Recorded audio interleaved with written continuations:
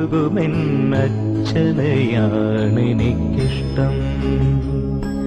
കല്ലെടുക്കും കണിത്തുമ്പിയെ പോലെ ഒരുപാടു നോവുകൾക്കിടയിലും പുഞ്ചിരിച്ചിറകു വിടത്തുമെന്നച്ഛൻ.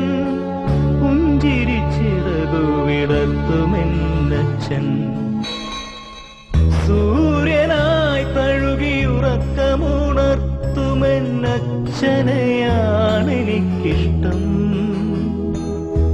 ഞാനൊന്നു കരയുമ്പോൾ അറിയാതെ ഉരുകുമെന്നച്ഛനെയാണെനിക്കിഷ്ടം.